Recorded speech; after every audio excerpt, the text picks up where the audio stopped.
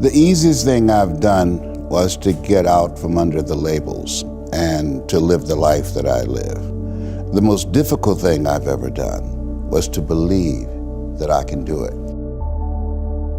We want to live a life that will outlive us, the work that you're doing. There are people that you will never meet, whose lives that you've transformed, that you're living a life that will outlive you. Oliver Wendell Holmes said that once a man or woman's mind has been expanded with an idea, concept, or experience, it can never be satisfied to going back to where it was. And so their lives will be transformed and they will become a pencil, as Mother Teresa would say, in the hand of God and start writing a new chapter with their lives.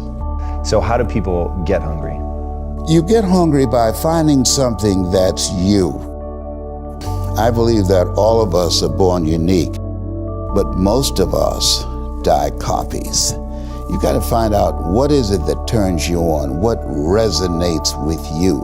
This is my passion. This is my drive. This is something that I feel in my heart.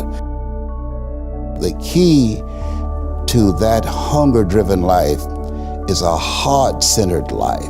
I didn't do what I'm doing for years because of my programming, because of the culture in which I was raised in. I would see other people with degrees and PhDs and MBAs and credentials I don't have, and I convinced myself I couldn't do it. I mean, not only someone's opinion of you does not have to determine your reality, that you have to work on yourself and you have to have an unstoppable attitude, and no excuse is acceptable, and you've got to make it a priority, a non-negotiable in your life, and hold a constant vision of what it is you want to achieve.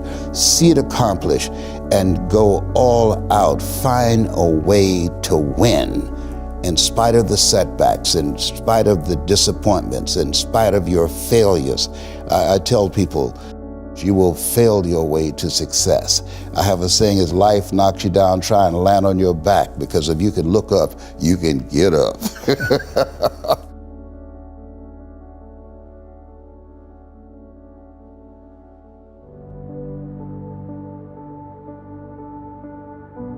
A gentleman who dramatically transformed my life, I was a junior at Booker T. Washington High School in Miami, Florida. And I went in his class looking for another friend, and he said, go to the board and work this problem out for me. I said, sir, I can't do that. He said, why not? I said, I'm not one of your students. He said, do it anyhow. And the other kids started laughing, saying, he's Leslie, he's DT. And he said, what's DT? His brother is smart, but he's the dumb twin. And I said, I am, sir. And he came from behind his desk and he pointed at me, he said, don't you ever say that again. Someone's opinion of you does not have to become your reality. And he taught me three things. He said, if you want to become successful in life, young man, he said, number one, you got to change your mindset. He said, you don't get in life what you want, you get in life what you are. Number two, practice OQP, only quality people. You earn within $2,000 to $3,000 of your closest friends. I found that out. I left all my broke friends. I said, y'all gotta go. Because I used to be so broke, I'd pass the bank and trip the alarm, you know? And the third thing he said, develop your communication skills, because once you open your mouth, you tell the world who you are. He said, those are three major things that you want to work on that will liberate you from living in Liberty City, living in poverty in Overtown. It will help to escape out of where you are right now. I didn't do what I'm doing for years because of my programming, because of the culture in which I was raised in. I would see other people with degrees and PhDs and MBAs and credentials I don't have, and I convinced myself I couldn't do it. But Mr. Washington, on that day, we became friends. And I read something by Dr. Norman Cousins. He wrote a book called The Biology of Hope. And he talked about the fact that when something happens to you, you don't deny it, you defy it. And I was defiant that I'm going to beat this, I'm going to handle this. That there are people who many times when something happens to them, that they embrace it from a place of fear and it takes them out. And L.C. Robinson said, things may happen to you and things may happen around you, but the most important things are the things that happen in you. And you have to stand up inside yourself and deal with it and handle it. Those experiences of going after goals that's beyond your comfort zone and having relationships that will challenge you and surrounding yourself with coaches and mentors who can take you to a place within yourself that you can't go by yourself because you can't read the label when you're locked in the box. And so those experiences, they challenge you to go to that next level and continue to move forward in your life, doing new and exciting things that eye has not seen, ear has not heard, nor has entered the heart of mankind what God has in store for you when you live a heart-centered life, deciding that you're going to live a life that will outlive you. You're going to live a life that counts, a life that will build a legacy and change the planet. Ask yourself the question, who should I count on and who should I count out? And so many people never achieve their goals because they have too many toxic, negative, energy-draining people in their lives. And you have to have goals outside of your comfort zone that will challenge you, because in order to do something you've never done, you've got to become someone you've never been. And you got to have a mentor who's experienced, who's been there, done that. And as a result of that relationship, because you can't see the picture when you're in the frame. Muhammad Ali said, I'm the greatest, but he never won a championship without Angelo Dundee.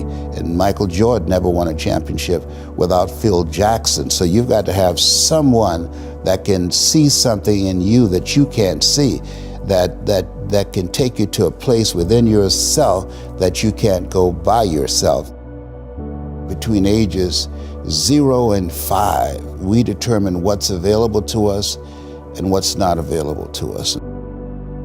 There are certain things I could not do, certain places I could not go, and so now you have to operate within the constraints of the dominant society and the things that they've created for you.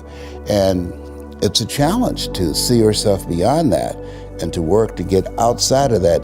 You unconsciously operate within the parameters of what has been put in place. That many people, because they're not making a conscious, deliberate, determined effort to think outside of what life has thrown at them, they end up doing the same thing over and over and over again. Einstein said that thinking that has brought me this far has created some problems that this thinking can't solve.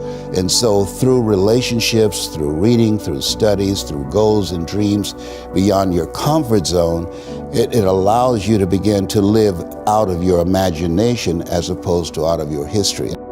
Talk to me about your grandkids, your great-grandkids. Like, if you had just an hour to spend with them, what would you give them in terms of setting them up the way that Mr. Washington set you up? Like, what are those core principles that you think are most impactful? One, get to know yourself. That I believe that we're taught, be ye not conformed to this world, be ye transformed by the renewing of your mind. What it means is that don't live the life that has been given you. By the culture, by your parents. By their circumstances, by the people that's around you. That Sidney Poitier wrote a book called The Measure of a Man.